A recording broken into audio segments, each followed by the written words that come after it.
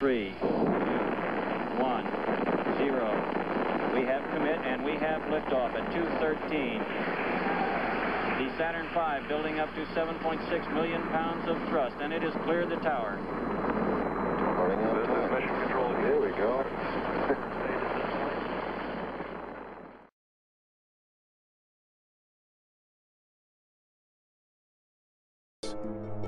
Houston, we've had a problem.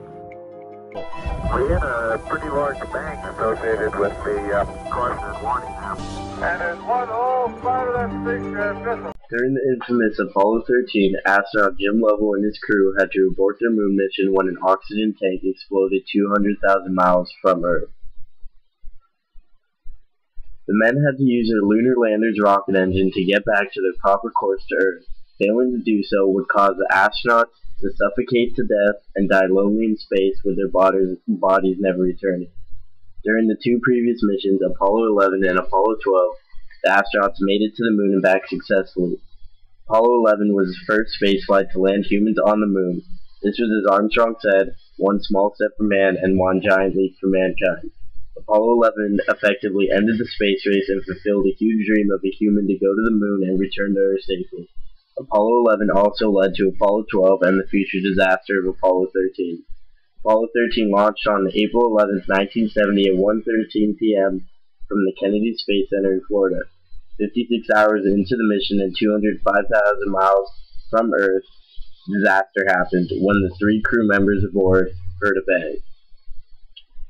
This was the third lunar landing mission. None of the networks carried it.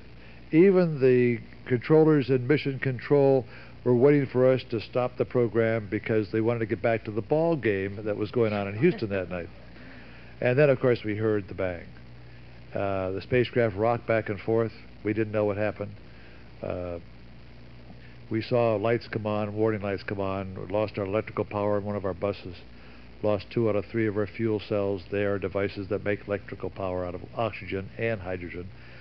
And then I saw gas escaping from the rear end of my spacecraft and noticed that the quantity gauges on my 2 oxygen tanks, one read 0, and the other one I could actually see the needle go down, something you would never see in the normal usage of oxygen.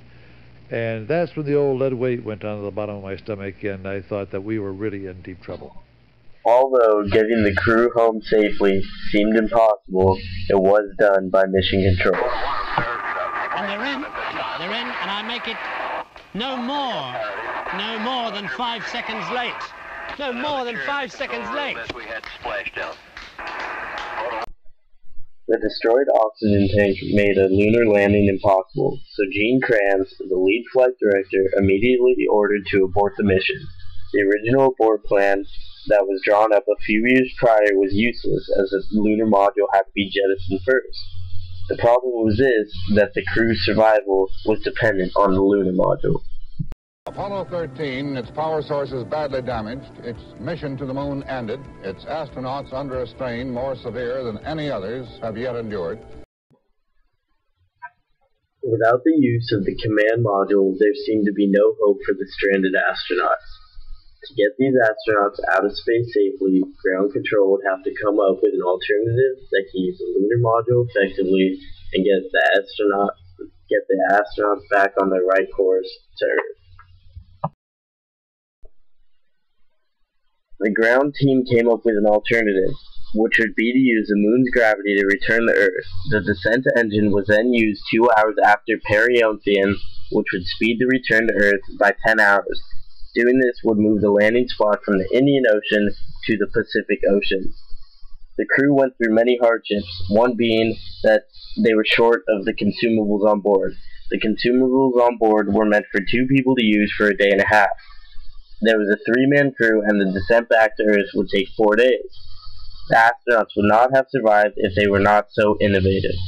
The astronauts, as well as ground control, created a device they called the mailbox. The mailbox was used to make the command module's canisters of lithium hydroxide compatible with the lunar module's canisters. The engineers on the ground did this by drawing air through them with a suit return hose, giving the astronauts the ability to survive.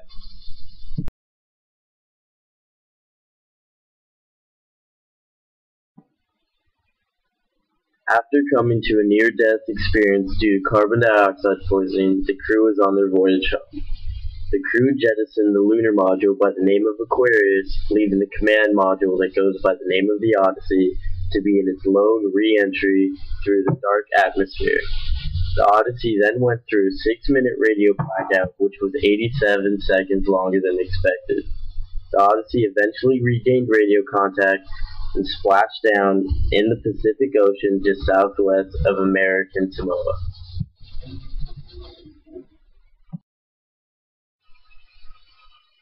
Many say that after Apollo 13, moon exploration should not happen, but we have came even further as there has been statements from NASA for a possible moon mission to Mars. Apollo 13 was nothing but a lesson for the United States and NASA.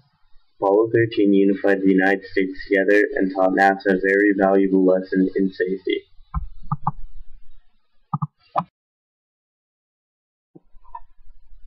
Apollo 13 has not just affected space travel, but also popular culture.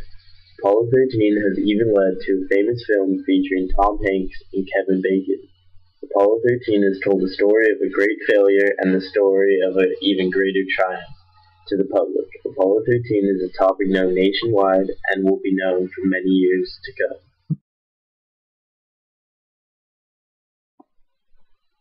Some say Apollo 13 is a lost mission. But how can one call a mission that ended in the saving of 3 heroes' lives a lost mission? The mission was not lost, it bettered space travel for the greater and did nothing but cause engineers and mission control to be more cautious. Apollo 13 was one of the greatest accidents to happen and did nothing but better us for the future. Apollo 13 was an amazing failure, but an even more incredible triumph. Accidents are always a guarantee, but to bring 3 heroic astronauts back home safely is a miracle, no matter what the conditions are. To the heroes both here and there, and both now and forever. Apollo 13.